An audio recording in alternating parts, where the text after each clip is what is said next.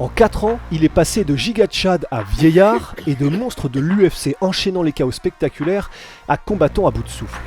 Et 5 ans plus tard, le giga Chad est de retour, cette fois en poids lourd. En fait, c'est comme s'il avait utilisé la machine à transformer en super soldat de Captain America, mais en touchant tous les boutons au hasard. Voici l'histoire de Vitor, le phénomène Belfort.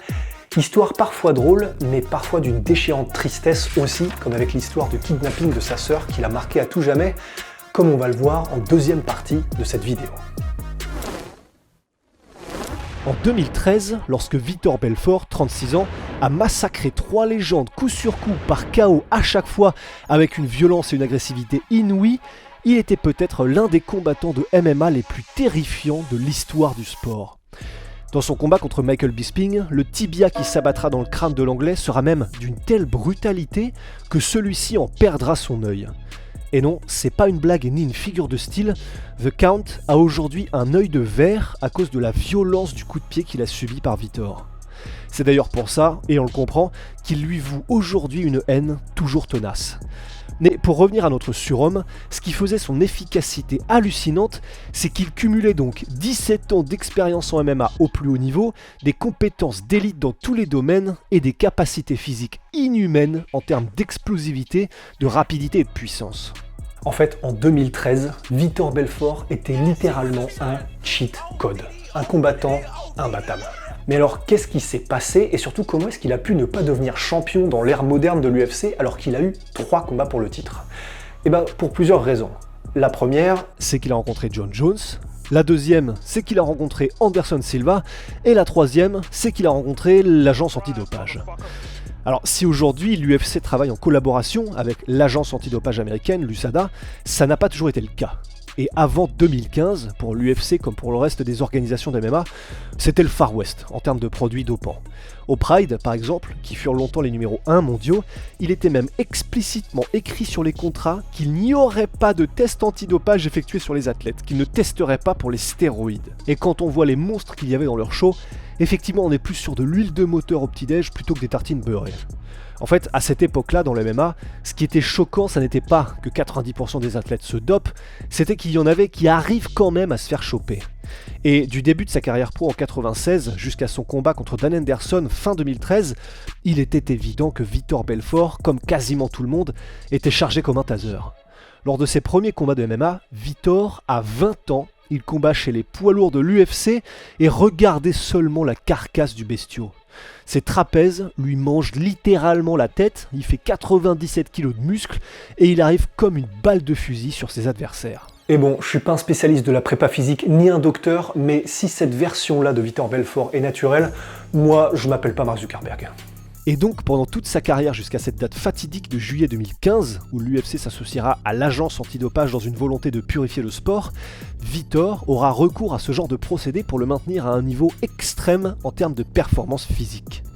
Il prendra ainsi une suspension de 9 mois au Pride en 2009 pour utilisation de produits interdits et en 2014 il devra abandonner une opportunité de combat pour le titre contre Chris Weidman après que l'État du Nevada ait fait comprendre aux combattants qu'il n'accepterait plus l'utilisation de la TRT.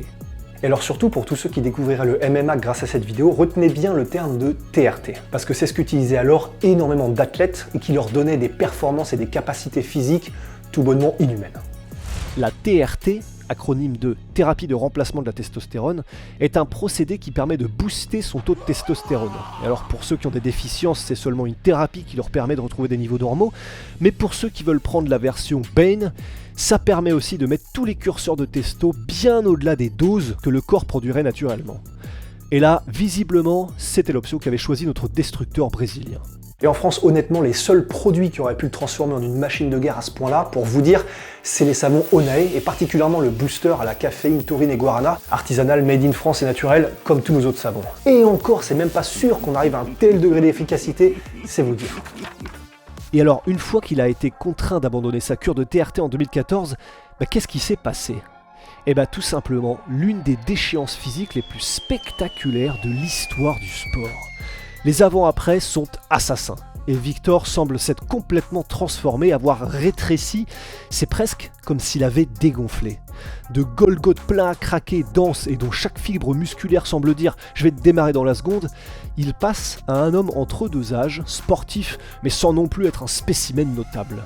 La différence est tellement spectaculaire qu'aujourd'hui, il est devenu un véritable cas d'école sur les effets des produits dopants dans les sports de combat. Et alors après la chute physique, comment est-ce que les choses se passeront au niveau performance ? Et de ce côté-là aussi, la chute sera terrible. Après juillet 2015, il fera 7 combats à l'UFC et le bilan sera de 5 défaites par TKO et 2 victoires. Alors oui, l'une de ces défaites sera transformée en no contest après que son adversaire ait testé positif à la marijuana, mais bon, on s'est compris. En 2008, à la suite de la triste conclusion de son parcours à l'UFC, Vitor annoncera sa retraite du MMA et il n'a pas recombattu depuis dans la discipline. Néanmoins, s'il n'a plus recombattu à l'UFC, il a quand même foulé de nouveau les rings, et de boxe cette fois-ci.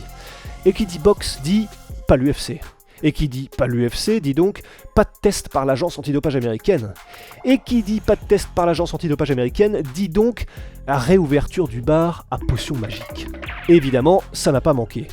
Alors qu'à l'UFC à la fin, Vitor Belfort avait un gabarit qui aurait pu presque rentrer chez les moins de 71 kg, il va petit à petit reprendre du poil de la bête, se remplir de nouveau de bonnes intentions et arriver comme ça à 94 kg pour son combat contre un Evander Holyfield qui n'avait alors rien à faire là et qui l'atomisera en moins de 2 minutes. Avec son short floqué Jésus, on avait retrouvé la version la plus terrifiante de Phenom l'espace de quelques instants. Alors bien sûr, s'il est devenu le cas le plus célèbre d'une chute après utilisation de substances interdites, il est loin d'être le seul à en avoir souffert.